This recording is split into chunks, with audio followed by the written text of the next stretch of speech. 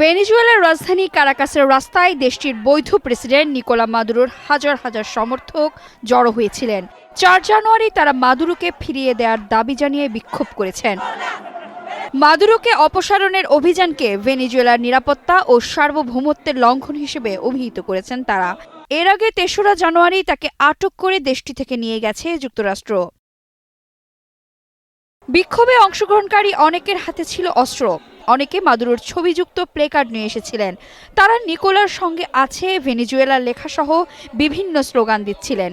আটক নেতার প্রতি আনুগত্য প্রদর্শনের জন্য তারা মাদুরোর অ্যাকশন ফিগার সুপার বিগোতে এবং তার স্ত্রী সিলিয়া ফ্লোরেসের ফিগার সুপার সিলিদা নিয়েও এসেছিলেন।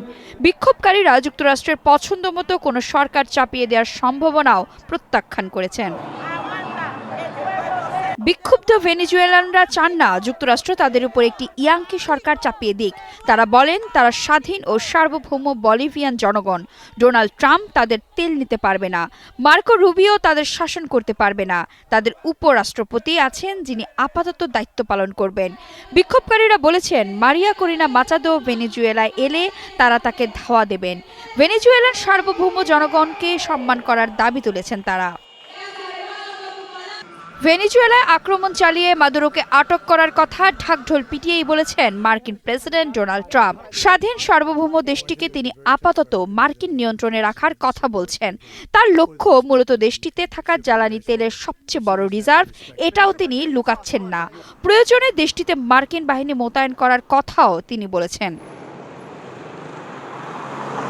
শিল্পী এম্পেরাত্রিস ভাস্কুয়েজ নজিরবিহীন ওই ঘটনায় বিস্ময় প্রকাশ করে বলেন, আমি বুঝতে পারছি না ওই বিমানগুলো কিভাবে এভাবে ঢুকে পড়ল।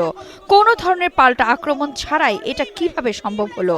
মেডিকেল রিপ্রেজেন্টেটিভ ইয়োলান্ডা ইভিমাস বলেন, আমরা মুক্ত ও সার্বভৌম। ডোনাল্ড ট্রাম্প আমাদের তেল নিতে পারেন না। মারিয়া করিনা মাচাদো, মার্কো রুবিও কিংবা এডমুন্ডো, তাদের কেউ আমাদের শাসন করতে পারবে না। আমাদের একজন প্রেসিডেন্ট আছেন এবং তার নাম নিকোলা মাদুরো। ভেনেজুয়েলার প্রেসিডেন্ট মাদুরো বর্তমানে নিউ ইয়র্কের একটি ডিটেনশন সেন্টারে আছেন। ৫ জানুয়ারি মাদক সংক্রান্ত অভিযোগে তাকে আদালতে হাজির করার কথা রয়েছে।